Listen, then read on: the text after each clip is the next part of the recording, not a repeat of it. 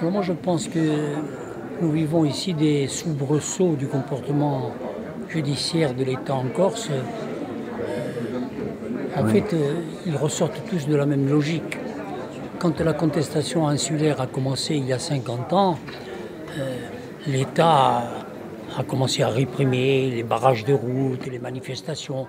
Et puis progressivement, après, il y a eu des violences devant les injustices qui étaient de plus en plus lourdes. Et c'est ainsi que, notamment, après les Bourrouges en 1973, puis dans l'affaire Dallaire en 1975, on a utilisé la force. En utilisant la force, il y a eu des morts. Quand il y a eu des morts, il y a eu les cours de sûreté de l'État. Je vous rappelle que déjà, il y avait des procédures collectives et qu'alors que la responsabilité dans le droit français est une responsabilité individuelle, on jugeait les gens pour des actes collectifs.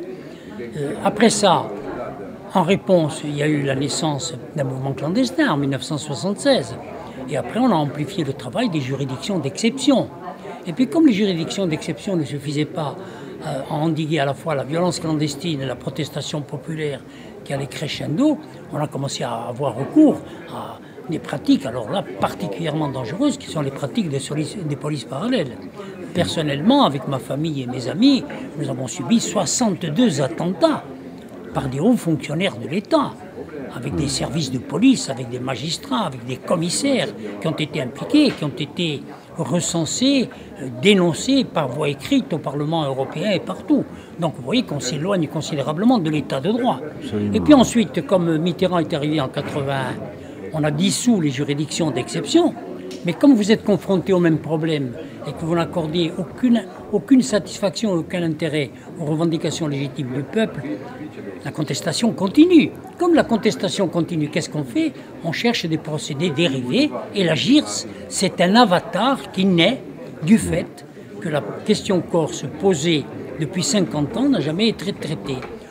Songez que dans une autre région française, s'il y avait eu 250 morts, sur le plan politique, plus de 10 000 attentats, des polices parallèles, des juridictions d'exception, ce serait la révolution. Corse, c'est une scepticité enclose, c'est une île, et c'est la raison pour laquelle l'État refuse de céder. Mais cela devient une politique extrêmement dangereuse, et à travers ces grèves de la faim, on aperçoit encore des moyens extrêmes de gens qui sont désespérés parce qu'ils n'arrivent pas à faire entendre les voix de la défense. Quand vous avez vu ici les personnalités qui sont là, des représentants, des prêtres, des gens de la société civile, des représentants d'organismes humanitaires, des représentants de la société politique, des hommes et des femmes qui appartiennent à toutes les couches et à tous les strates politiques de la société corse, vous comprenez que c'est un problème qui commence à devenir extrêmement sérieux et extrêmement dangereux. Donc il faudrait que le bon sens s'empare à la fois de l'État, de sa justice, et que les Corses soient promis à un destin beaucoup plus équitable, avec le respect de leur identité, de leurs intérêts collectifs, et on s'apercevra que nous n'avons aucune vocation ni à détruire, ni à casser, ni à extrémiser, ni à exclure les gens. Nous n'aspirons qu'au développement, au respect de notre île, que nous entendons partager avec les gens qui la respectent. Nous aspirons passionnément à la démocratie et surtout à la justice. N'oubliez jamais que ce qui a fondé toutes les révoltes de la Corse, ce sont essentiellement les injustices historiques. Donc là, nous sommes dans le droit fil de ce processus. Voilà la synthèse que je voulais faire.